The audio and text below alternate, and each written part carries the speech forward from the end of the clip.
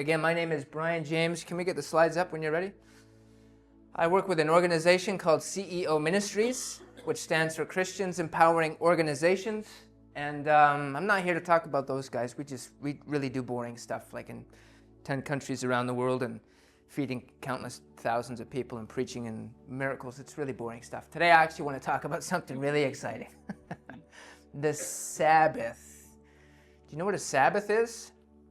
First, before we start, we got one faithful Bible student who knows what a Sabbath is. This is good. We're on the right roll. Before we start, how about we start off with some Bible trivia? A little game. Can anybody here recite the 10 commandments?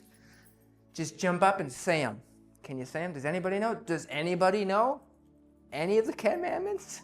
Oh, man. I was going to offer a really good prize, too. If you can get them right, you get to go to heaven.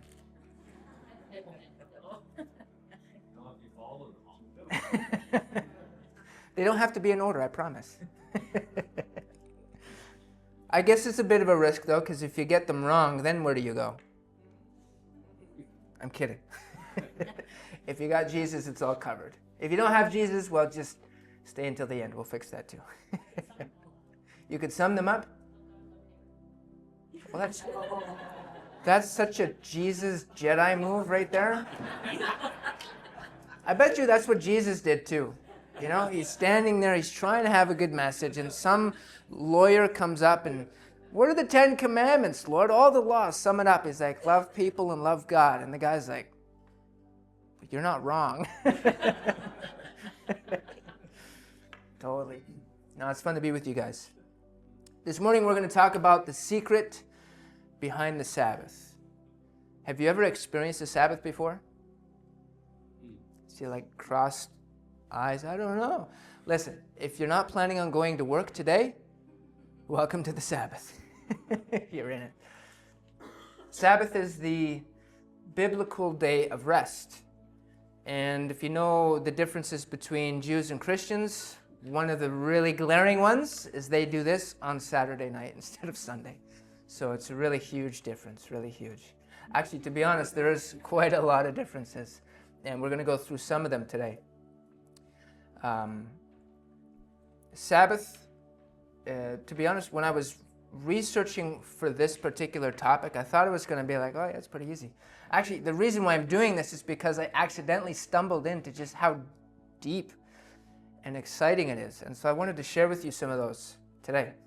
Some of the questions we probably ask ourselves regarding Sabbath is, why do we actually take a day off for the week?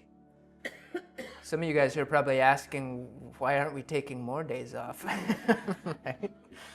What are we supposed to do or not do on the Sabbath? And most importantly, who cares? Is it really a big deal to take a day off? And so this morning, I want to try and convince you today that it is a really big deal, but maybe not for what you think it is. Next slide, please. So we're going to go through 3 points. We're going to go through the Sabbath and God, the Sabbath and Jesus, and the Sabbath and you. But to share with you the secrets of the Sabbath, I first have to share with you how it all began. And it started on a very black and dark and terrifying night. Cries rang across the land throughout all of Egypt. The angel of the Lord had just passed through, taking the firstborn from every household that did not have the blood of the lamb dashed across their doorposts, as God had instructed the Jews for protection. This was the last display of unprecedented power that God wrought on Egypt to let his people go. And unfortunately, for the murderous slave-driving Pharaoh, and to the benefit of Moses and God's people, it worked. Point. I'm going to throw out these little points. You can write them down if you want. They're not pertinent to the message, but they're really cool. But just in this story alone, a leader's action either blesses or curses a nation. Be considerate on who you vote for. And for the Jews, after an intense adventure of God leading them as a pillar of fire by night to keep them warm, and as a pillar of cloud by day to keep them cool, walking through the Red Sea on dry ground, only to hear the thumping of the countless horses and see their pursuing enemies get swallowed up in a deafening crash of a tidal wave. For the first time in 400 years, the Jews were free in a desert with no water and no food. And what do crowds of people do with no water and no food? They complain. They complain. They'd seen all these miracles. They followed God. They believed. They even wrote songs and they sang about it. And yet as soon as they faced the challenge, they complained. Point. Faith based on miracles only lasts until the next miracle. Faith based on truth lasts forever. Next slide, please. In Exodus 16, 2-4, in the wilderness, the whole Israelite community, which if you read in Exodus 12:37 says was about 600,000 men. So if we included an equal number of women and children, we're estimating around 2 to 3 million people, grumbled against Moses and Aaron. That's a big mob. The Israelites said to them, if only we had died in the hand of the Lord in the land of Egypt, when we sat by the flesh pots and when we ate our fill of bread. For you have brought us into the wilderness to starve this whole congregation to death. Question. Have you ever gotten the thing that you thought you really wanted? Or you got the promotion? Or maybe you got to move out of mom and dad's house and you're free from all the rules? Or maybe you got married? Or maybe you started the business. You got the one thing that you thought that you really, really wanted and wasn't exactly as easy as you thought it was going to be? Did it make you grumble a little bit? It just shows here that not much has changed in 3,000 years. In 16, 4-6, and the Lord said to Moses, I will rain down bread for you from the sky, and the people shall go out and gather each day that day's portion, that I may thus test them, to see whether they will follow my instructions or not. But on the sixth day, when they apportion what they have brought in, it shall prove to be double the amount that they gather on each day. And in verse 22-24, on the sixth day, they gathered double the amount of food, 2 omers, which is about 3.5 pounds, for each person. And when all the chieftains of the community came and told Moses, he said to them, this is what the Lord meant. Tomorrow is a day of rest, a holy Sabbath to the Lord. Bake what you would bake, and boil what you would boil, and all that is left, put it aside to be kept until morning. So they put it aside until morning, as Moses had ordered, and it did not turn foul, and there were no maggots in it. So here's a recap of what we know so far. The Jews just escaped from Egypt, so they went from slavery to freedom. You often have to leave slavery to get into freedom. They wound up free, but they wound up in a desert, meaning freedom brings responsibility, but responsibility is not always easy. There was no food or water, naturally speaking, so God supernaturally provided both, which highlights that miracles happen when they're needed. Who needs a miracle when things are going good? God told them to gather only what they needed each day and double on day 6. And he said any more and it would spoil and grow maggots. So the lesson there is disobedience can spoil good things. And finally, don't gather food on day 7. Some even went out on day 7 and they found nothing.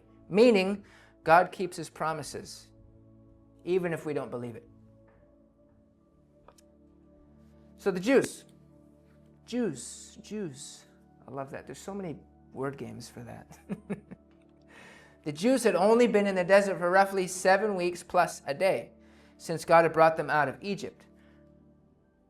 It's from this that we get the celebration Shavuot, which is the Feast of Weeks. Shavuot is Hebrew, which means weeks. And it happens every 50 days after Passover. It's the celebration of the giving of the Torah. The Torah is basically the first 5 books of the Bible, so you guys happen to have a version right now. And it's also a celebration of the first fruits of the wheat harvest. Now, this is going to be important near the end, so I'm showing this for a reason, so write this down. It's really cool. So 50 days since God has set them free. And so far, the only thing God has done is miracles. That's it. He hasn't given the commandments yet. He's been taking care of 2 to 3 million refugees. 50 days of miracles. Now, I just wanted to do some Bible math for you. If all he did was just food and water, that's 2 miracles per day per person for 50 days. That's 200 to 300 million miracles up into this point. Is God able? Yes, he is. So here's the sequence. First, God rescues from Egypt to wilderness. He rescues, and this is actually a theme of our own salvation. First, he rescues. Then he forms identity. So he makes a covenant with the people, saying he will be their God and they will be his people, and he will dwell with them. So first he rescues, then he gives identity, then he gives instruction. After all that, then he gives instruction, the 10 commandments, which basically, to sum it up, says, if you live this way, the world will know about me. So the point, freedom becomes before the law, relationship comes before the rules, and living differently than the culture, people will see God in you. It's not that hard. Just live differently than the culture, and God will be seen through you. Does this sound familiar at all to a Christian theme? You bet. So they've escaped slavery. They've been wandering in the desert for 50 days. Miracles are keeping them alive, and now they're about to meet God. Have you ever experienced God's voice the loudest, or had miracles appear when everything was going well, or when it felt like life was falling apart? Usually when life falls apart. As C.S. Lewis, Oxford and Cambridge professor and author of the world-famous Narnia book series and many other very deep books, said, God whispers to us in our pleasures. He speaks to us in our conscience, but shouts in our pains. It is his megaphone to rouse a deaf world. Sometimes the only time that you look up is when you're on your back. Sometimes the only time you look for God is when you're in a desert. But the good news is, it's usually in the desert when he takes care of you the most. And so all the people are gathered at the base of the mountain, and they hear God's voice. In Exodus 20, verse 1, it said, God spoke all these words, indicating that it wasn't Moses at first. It wasn't Moses giving the 10 commandments. It was God's voice that they were hearing. That's all 2 to 3 million Jews. Believers, atheists, the good ones, the bad ones, the faithful, the paganists, the old, the young, women, children, men, you name it. Everybody, an entire nation, not just to the single prophet, as is the case with every cult out there. One person hears the voice of God and he tells you what to believe. Just one person. No, this one the entire nation heard. Not just to a single class of people, as it is with some of those who feel like they're born more special than others. They're closer to God just because of how they're born. But to an entire people, all of them who became answerable to his terms. So the point is, God can be heard by anyone, even you. Surprise, just in case you didn't know. So Mount Sinai, this big mountain, it's covered in smoke. It's scorched with fire. Lightning is blasting. Loud horns are glaring. The people are shaking in their boots. And it's here that Moses led them to, the foot of a flame-engulfed mountain. So imagine this. It's like Norm telling you to keep your hands off your spouse for 3 days, wash your clothes, get presentable, and then he's going to lead you to the bottom of a burning volcano. Would that make church a little exciting? Would you invite your friends? Would they come? And they hear the voice of God as he audibly gives them the 10 commandments. Now notice this. They heard his voice before they got his word. But what he said matched up with what he wrote. So here's the point. Spiritual experiences from God always match his word. You can have spiritual experiences. You can have the visions, dreams. You can have them. You can have them. It works. It's real. But it'll always match up with his word. Spiritual experiences that do not match his word are not from him. There's a whole industry of spirituality out there that you can experience the wildness of what there is available, but it does not match up with his word, and it turns into a trap. It's called the New Age. So each commandment has enough depth for its own sermon series, but I only want to talk about one right now. It's commandment number 4, which is Exodus 20, verse 8. It says, remember the Sabbath day and keep it holy.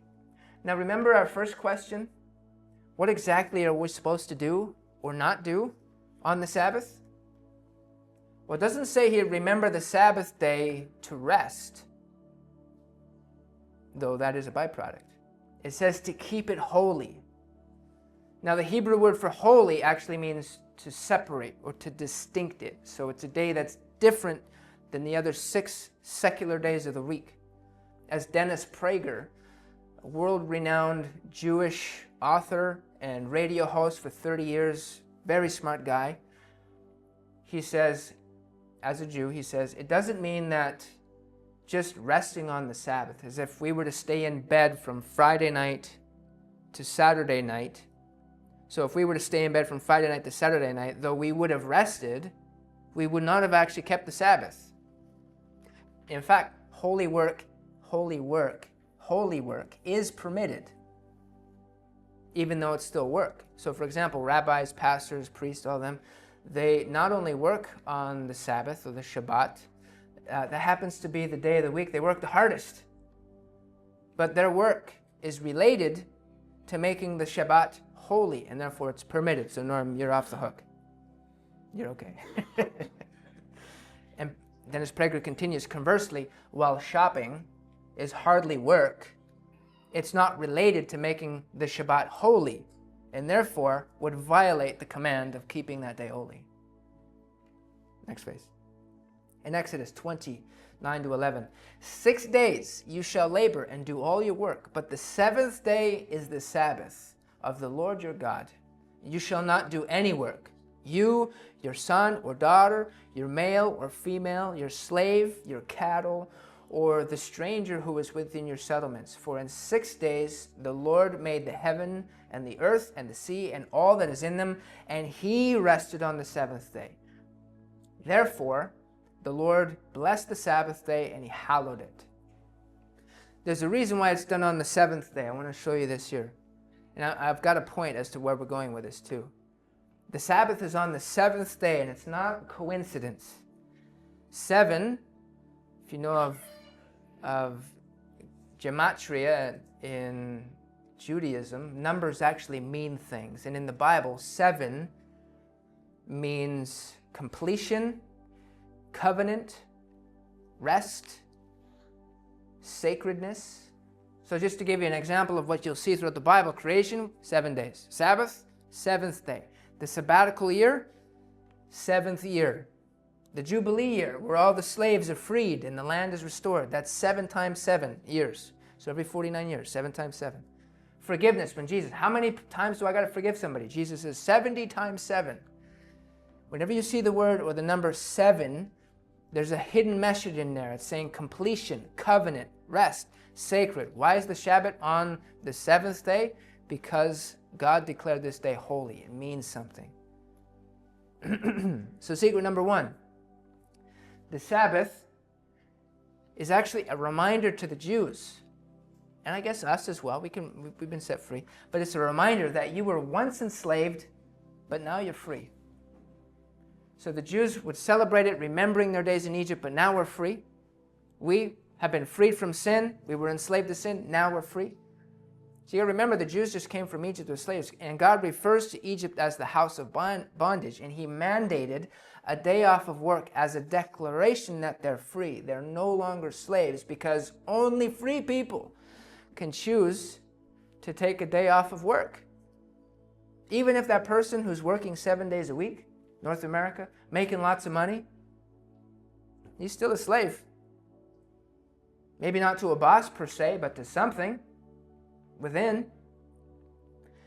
The Shabbat to the Jews is a declaration that they're no longer slaves, because only free people can decide to take a day off of work.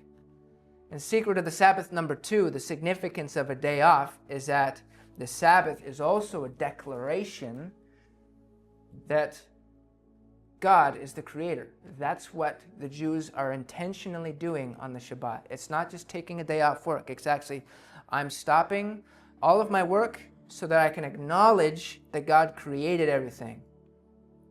That when you stopped your toiling and you looked out to reflect that all of this was made by him, even everything that you can produce comes from him, it's actually a physical declaration of you saying that the world does not depend on you.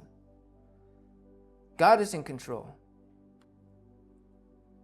And you back up what you believe by resting on this day. So for 1 day a week, there's no fixing, there's no building, there's no producing, there's no proving. It's just being. But how many of you guys know that for every 1 mile of road, there's 2 miles of ditch?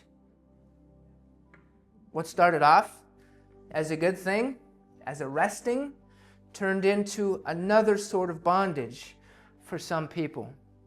Now the word for work in Hebrew, in the Torah, is not broken down into a list of here's what you can't do, of what work is, but rather it uses the word melacha.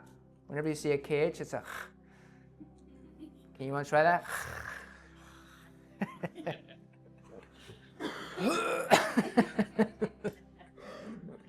Melacha, which doesn't mean physical exertion necessarily, or even being busy. It means purposeful, creative activity that changes or controls the environment. So here's an example. On the left, lifting heavy furniture for fun, you're allowed to do that. That's not melacha. But lighting a fire to cook, that is melacha. And you can't do that according to original Sabbath. Now, the Jews, to this day, have made a list of 39 categories of work that is prohibited. I'm talking categories. So this becomes a large list, okay, of all the things that you're not supposed to do. And this list is actually derived from articles that would have been included in building the tabernacle out in the wilderness, like producing food or making things or building or whatever. So categories that then divide or subdivide into smaller things like no tearing, no planting, no lighting of fires, etc. And to this day, there's a strict list of things that the Jews will not do on Shabbat. Now, please do not misunderstand me with what I'm going to be saying next, because it's going to seem a little weird. But I want to say that I find the rituals in Judaism to be absolutely beautiful and deep with meaning. I'm half Jewish myself, so I couldn't be more proud to be identified with this. In fact, the deeper I look into Jewish culture and scriptures, I find it a breathtaking connection to the scriptures between these guys. And everything revolves around family and God and faith, and it's awesome. So please don't misunderstand me with what I'm going to say here. And I'm not sharing this to make fun of the Jews, nor am I giving you ammunition to criticize them in any way either, because if others were to look at our own lives, they'd find some very similar, weird, wacky things too. Okay? So I share this only to make my next point. So rest, remember, 1 mile of road turns into 2 miles of ditch, right? You can get on the wrong way. So rest is a good thing, but here's where the ditch comes. So originally the no lighting of fires has now then turned into no turning on of light switches, because when you flip a switch, it creates the electrical connection, and then, thus creates a fire. So to work around that, they have automatic lights. Or they tape the trigger inside of their fridge so that when they open it, the light's already on, the connection's already made, they're not making a connection, right?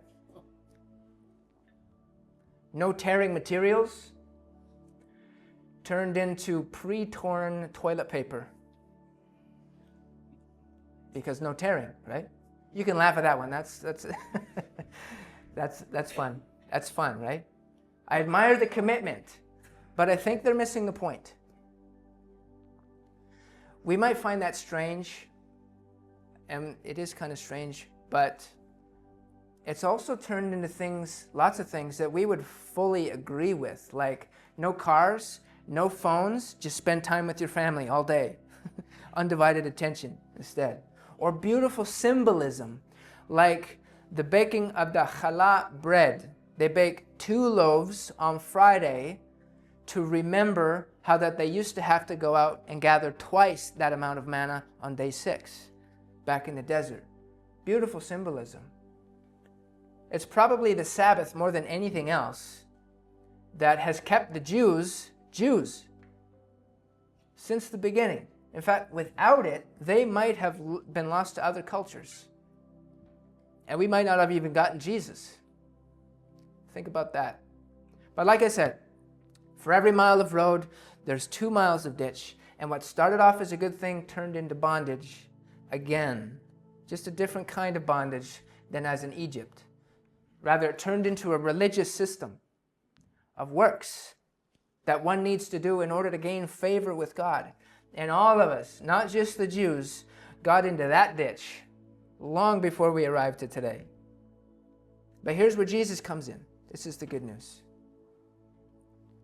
In John 5, Jesus was in Jerusalem during one of the Jewish festivals. Doesn't say which one, but he was there. And he finds himself near the pool of Bethesda on the Sabbath. A place in Bethesda there where the lame, the crippled, the blind, and all the people needing a miracle would go, and they would wait. And Jesus heals a man who's been invalid for 38 years.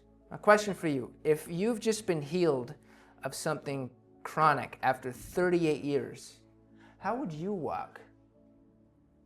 You're probably catching some attention, right? So the guy gets up, and he's walking home. But the problem is he's carrying his mat.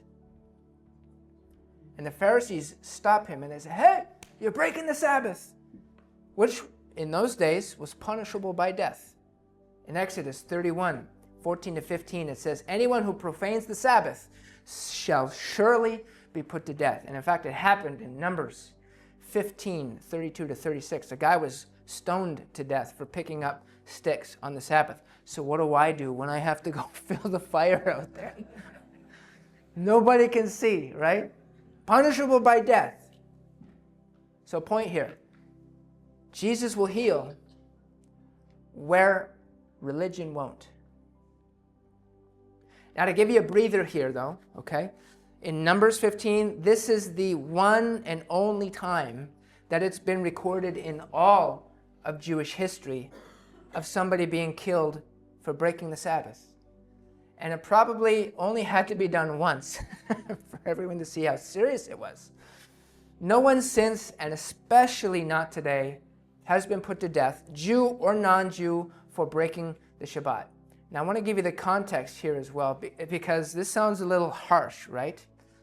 But you got to remember that in these times, God was setting up the Jews with ethical monotheism, with a people who had been submerged in polytheism for over 400 years. Things were on a razor's edge of getting this established or not. So case in point, just remember this. Remember the Jews at the Mount Sinai at the base, they just heard the voice of God giving the 10 Commandments, and Moses goes up to the mountain just to get, additional information, and immediately they start worshiping a golden calf. Razor's edge. They were inches away from wrecking the whole thing. And if it didn't get ethical ethical monotheism established, meaning the worship of one true God and essentially Judaism 1.0, it's likely Jesus would not have been able to come. So this is a big deal. And where would that have left us? So the guy picking up sticks on Shabbat was not just picking up sticks. It's not like he just needed firewood or that he forgot or that he didn't understand. It appears to have been that this guy was making a public declaration to everybody watching, saying, I reject God's authority and I reject God's covenant. It was open rebellion in the presence of overwhelming revelation. Guaranteed, this guy picking up sticks was one of the guys in the crowd that actually saw the Red Sea split. He ate the manna. He picked it up himself. He saw the flaming mountain. He heard God's voice, or at the very least his parents did, and he heard about it. So what's he doing? It was a form of rebellion in the highest form that jeopardized everything. So this was serious. It's not just him picking up sticks and getting killed because God's mean. There's a lot riding on this. So you can see why the Pharisees were up front with the man carrying his mat. But is that what this guy was doing? Was he rebelling? No, he's just trying to go home. Right? All he said was that some guy healed him and told him to take his mat and walk. He'd been waiting his whole life for a miracle. And religion cared more about the rules than a man meeting God. That was a ditch. Remember, this happened on the Sabbath. Jesus did this on the Sabbath because it always has been and always will be a rule of the Sabbath, whether you're a strict Orthodox Jew or not, that life always takes precedence to the rules, on Sabbath even. So instead of, if you have to save a life or turn on a light, to save a life, you'll turn on the light. You're allowed to. See, the Sabbath, a true Sabbath, is not about rules. It's about meeting God. And Jesus proved that repeatedly by healing people on the Sabbath, putting aside what you think you can do to provide for yourself, both secularly and religiously, and making the day holy to meet with God. That is a true Sabbath. Jesus said in Mark 2:27, when challenged by the Pharisees why his disciples were eating grains of wheat along the path, Jesus said, the Sabbath was made for man, not man for the Sabbath. So the Son of Man is the Lord even of the Sabbath, which leads us to secret number 3. The Sabbath is a shadow of our true rest to come. And hallelujah, our true rest has come. Which brings us to the Sabbath and you. In Matthew 11:27-28, Jesus says, all things have been committed to me by my Father. No one knows the Son except the Father, and no one knows the Father except the Son, and those whom the Son chooses to reveal. Come to me, all of you who are weary and heavy burdened, and I will give you rest. Take my yoke upon you, and you will learn from me, for I am gentle and humble in heart, and you will find rest for your souls. For my yoke is easy, and my burden is light. Now, a yoke, for those of you who are not farmers or own oxen, is a wooden harness that farmers did and probably still do in some places. They put across the necks of ox or bulls to pull a plow behind them. I think you need a minimum of 2 of them. Maybe you can find, one yokes for those single bulls.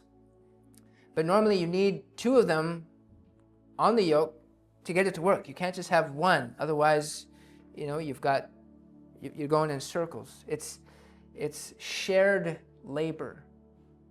So what is Jesus saying here when he's mentioning a yoke? Remember, a yoke needs 2. So Jesus is inviting you to take the yoke that he's carrying and he'll carry it with you. That's what he's saying. You were the two oxes. That's the picture he's giving the people here. So he's saying partnership. Come alongside of Jesus. Allow him to work with you. Sharing the load, not just taking it on yourself. He's saying submission and learning. Submit to his gentle guidance and learning his ways. Like the Sermon on the Mount. He's offering rest for your soul, finding peace and strength, not an end to all effort, but a transformation of meaningless toil into meaningful purpose and support. He carries the biggest part of the weight, making the journey feel lighter and more manageable. In Hebrews 4, 6-11, therefore, since it still remains for some to enter that rest, and since those who formerly had the good news proclaimed to them did not go in because of their disobedience, he's talking about those who rejected Jesus to stick with the Mosaic law, that God again set a certain day, calling it today. This he did when a long time later he spoke through David, as in the passage already quoted. Today, if you hear his voice, do not harden your hearts. For if Joshua, this was the guy who led the Jews after Moses, if Joshua had given them rest, God would not have spoken later about another day. There remains, then, a Sabbath rest for the people of God. For anyone who enters God's rest also rests from their works, religious ones, just as God did from his. So let us therefore make every effort to enter that rest, so that no one will perish by following their example of disobedience. So this is the point. Entering the Sabbath rest from having to be religiously good enough for God. Our Sabbath is not about a day anymore, but it's about the cessation from works-based righteousness. The Sabbath and you mean you can stop trying to be good enough. Now, before I move on, there's a last connection I really want to show you guys and not skip it. So remember in Acts chapter 2, the day the Holy Spirit was poured out and Peter preached and 3,000 people were saved? Day of Pentecost, right? Do you know what Pentecost means in Hebrew?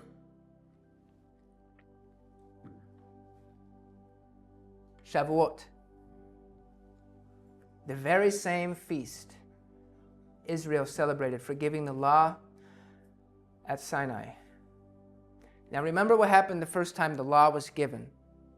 The people started worshiping a golden calf almost immediately, and 3,000 people were commissioned to be killed. 3,000 people died. But here's the transition. What was once written on stone and brought death was then later written on hearts and brought life. Same God, same feast, different covenant. That's the gospel. Full turnaround, full redemption. So if the law was written on stone couldn't give us life, but the Spirit written on our hearts can, then rest isn't optional. It's the invitation. It's not as a rule to keep, but as a gift to receive. So then the question is, do Christians still have to observe the Saturday or Sunday Sabbath? Do I have to take a day off work? Do I have to refrain from lighting fires or cooking or any type of creative work? Not for righteousness' sake. You don't. 2 Corinthians 5:21, it says, for he made him, Jesus, who knew no sin, to be sin for us, that we might become the righteousness of God.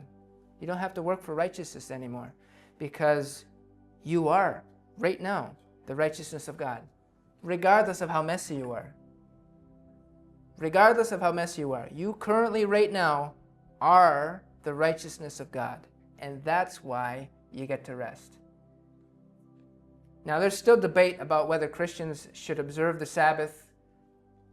Well, the real Sabbath is Saturday. Sunday is the Lord's Day. There's a lot of history behind as to why that happened, and it's complicated, and it's an important conversation, and it's not one we're having today. But I want to leave you with this question. Yes, we are under a better covenant. Hebrews 10. Yes, the old covenant has been made obsolete by Jesus. Hebrews 8.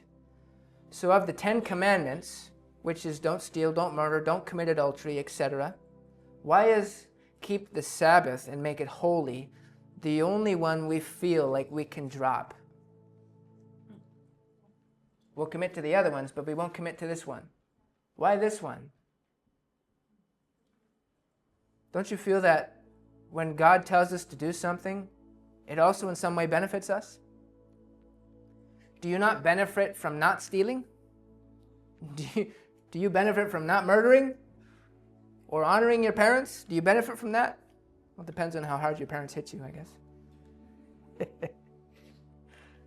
Would it benefit you for taking a day off work completely to spend it with friends and family and to recognize God and what He's done for you? Not every command functions the same way under the new covenant, but every command still reveals something about how humans flourish. Sandra, my wife, she works in complex trauma therapy, and when I was reading her to this, she said, this is amazing. She shared with me that your nervous system does not heal unless you are in a safe and connected place. In a meditative state, in resting, in praying, which is a meditative state, and being connected with God and being connected with other human beings, without any of that, your central nervous system will not heal. I wonder why we have the mental health issues we do in our country these days with the side hustle, grind and get more type of culture we have. I wonder if they're related. Actually, Sandra said most of her work is trying to get her clients to do more or less what one would do if they were just observing the Sabbath. If people just did the Sabbath, they might not need a counselor. Go figure. So imagine the impact on your life, and I'm going to wind up with this. When a person takes a day off work every Sabbath, that day almost inevitably becomes a day spent with people, which is usually friends or family. And because the biggest reason people are not generally with friends or family is because they're working. So therefore, with no work allowed, what else are you going to do on your day of rest? For many people throughout history, the Shabbat has meant family day more than any other thing else. A similar positive effect has been taken on marriages too. Just ask anyone who's married to a workaholic. How good it would be for their marriage if the workaholic would just not work for one day each week and just appreciate being with the family. Final slide. So what does this mean for you? Are you religiously obligated to take a day off? No, you're not saved by observing the Sabbath. Just like you're not saved by not stealing or not murdering. But those commands still reveal how humans flourish. The commandments were good for humanity then, and they're good for humanity now. Regardless of where you land on the spectrum of what the old covenant passing away means, these still benefit you. So if you can, I'm going to challenge you, commit to taking a day off. Make it holy. Make it different from the other days. Spend it with friends. Spend it with family. Have a good amount of time being thankful instead of disassociating the entire day with technology or tasks or things that stress you out. Focus on the providence of God rather than how you can get ahead by working harder. And just for one day. That's it. You can go back to the crazy world all the other days, but just one day, I challenge you. Try that out. And stick to it for a while. Stick to it for a while. See what it does to your relationships. See what it does to your mental health, your spiritual health. Shoot, even your life. And if you're really not sure how to even begin, I want to encourage you, take some notes from how the Jewish people have been practicing Sabbath for centuries. Borrow the wisdom, keep the beauty, but remembering that the grace that's upon you if you don't do it perfectly. The Sabbath doesn't mean, or it doesn't ask you to do less. It's asking you to trust more. It's God's weekly reminder that He's in control and that you are not a slave. So this week, pick a window of time and practice it. Stop producing, stop proving, just meet God. And if you've never come to Jesus, if you've not had the privilege of meeting your Lord and Savior, He's not just for Christians, it's for everybody, then today's your invitation. We'd love for you to consider that. And if that's something that's been on your mind, you haven't done it yet, then let's talk. We can answer all your questions. Come to Him.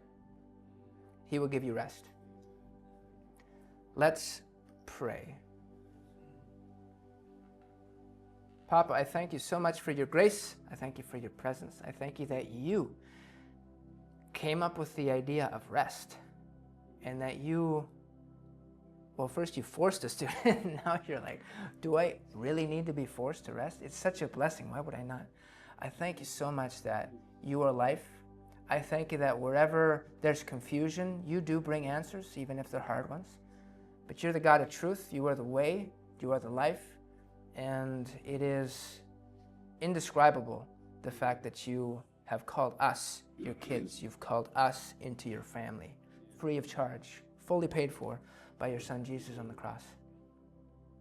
We bless you, Lord, and I bless the church family that they would have an amazing rest of the Sabbath with their family in this season, and that they would feel moved to continue this for the rest of their life. It's changed my life. I know it'll change theirs. In Jesus' name, amen.